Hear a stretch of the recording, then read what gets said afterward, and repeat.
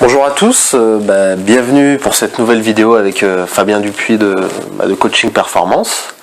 Aujourd'hui, je vous propose d'aborder un thème qui va être très intéressant, c'est l'importance du mental, alors du mental en général, mais bien sûr plus particulièrement dans le trail.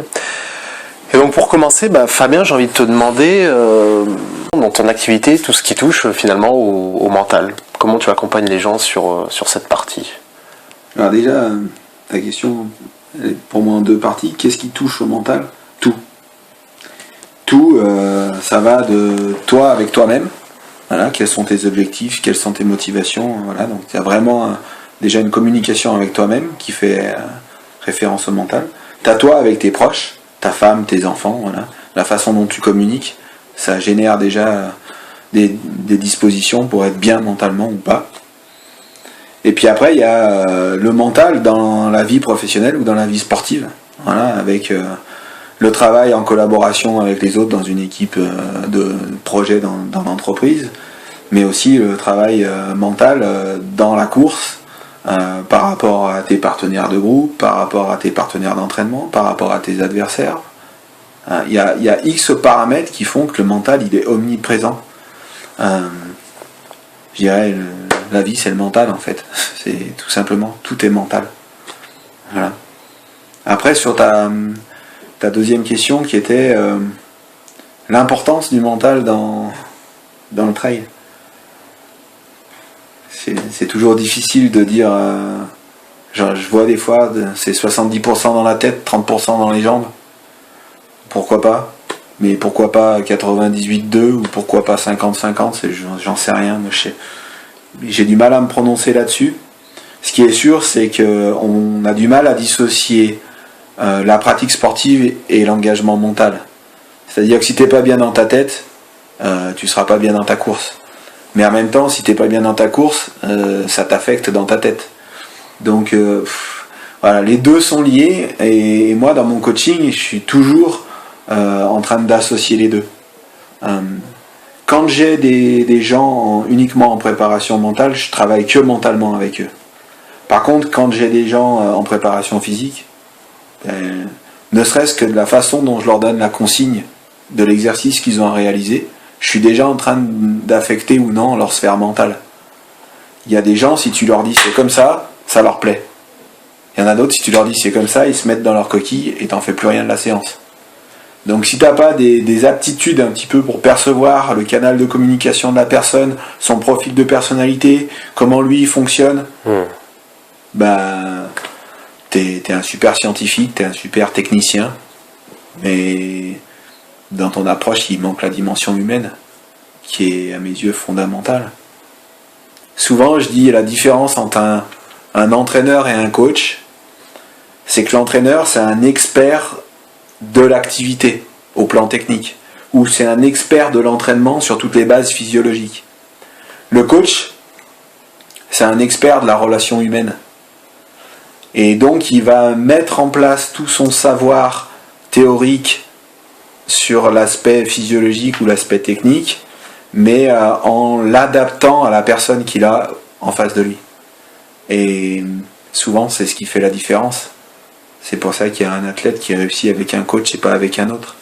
C'est pas que le coach il est pas bon, c'est que sa façon de communiquer avec la personne en question, à savoir l'athlète, elle n'était pas adaptée à ce personnage. Et voilà, et des fois on passe à côté de grandes aventures juste parce qu'on s'est pas compris. Tu disais tout à l'heure, si j'ai bien compris, par rapport au coaching mental, que dans le trail finalement c'était une composante. Il y avait la partie entraînement mais est-ce que tu as quand même des personnes qui disent non finalement moi la partie entraînement, la PPG, la PPS, tout ça c'est pas un souci, mais c'est vraiment dans la tête où j'ai un problème et voilà. Et Fabien, je viens de voir, je veux faire un ultra mais je sais toutes les techniques pour m'entraîner, mais c'est juste dans ma tête je me dis je vais pas y arriver, ou alors je sais que la veille je vais mal dormir. Est-ce qu'il y a des gens comme ça qui demandent vraiment qu'une approche plein de sportifs, il y a plus t'as des sportifs de haut niveau, plus ils ont déjà leur entraîneur au plan technique, leur préparateur physique ou leur préparateur mental, et plus ils font appel à des coachs différents justement pour se nourrir de tout ça et puis d'essayer d'aller chercher vérité Et si vérité il y a, elle est bien au carrefour de plein de méthodes. La vérité, c'est pas cette méthode-là, et puis si tu fais ça, tu vas gagner, si tu fais pas ça, tu gagneras jamais de ta vie. C'est pas moi je suis bon et puis les autres coachs ils sont nuls. Non, c'est peut-être justement attache-toi les services de cette personne dans ce domaine-là parce que lui c'est son champ de compétences et puis d'une autre personne pour faire autre chose. Peut-être que le préparateur physique il peut orienter son athlète vers un sophrologue pour travailler sa respiration, son lâcher prise, sa visualisation. Peut-être que le sophrologue il va dire ok, maintenant t'es vachement détendu mais tu sais peut-être pas trop où tu vas encore aller, rapproche-toi d'un préparateur mental qui va t'accompagner dans ta fixation d'objectifs.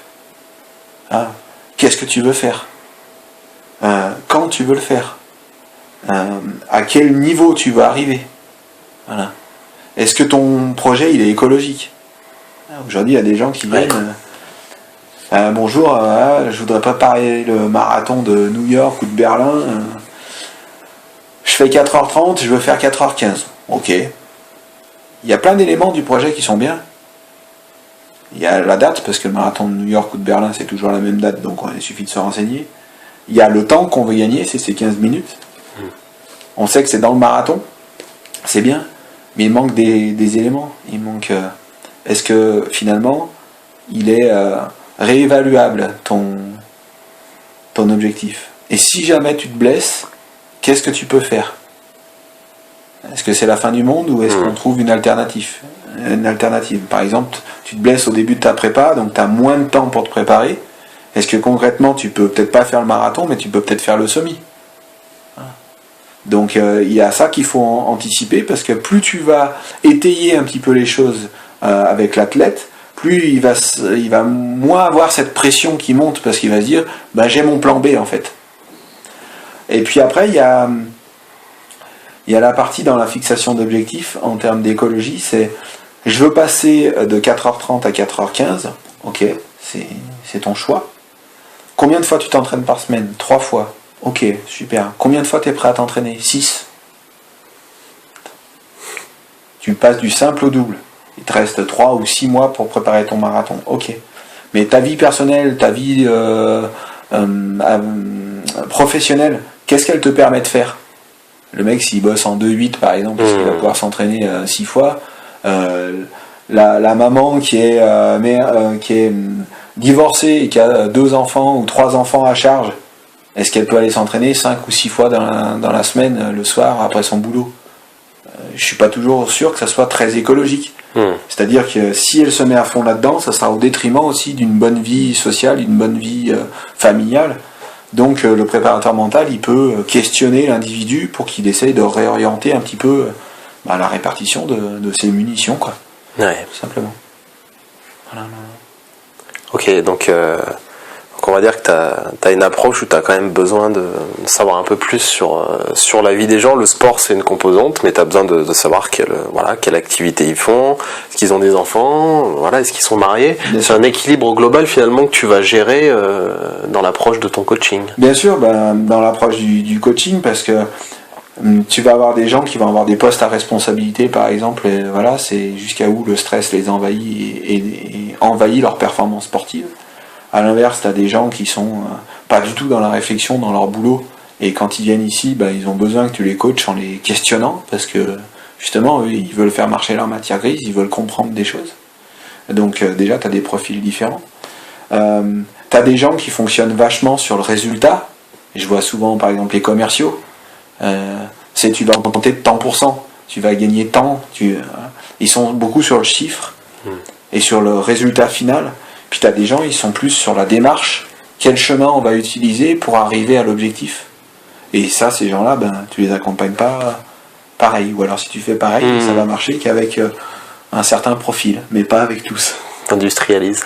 T'industrialises, voilà. Et c'est important quand tu es dans la dimension humaine de rester sur le côté artisanal des choses.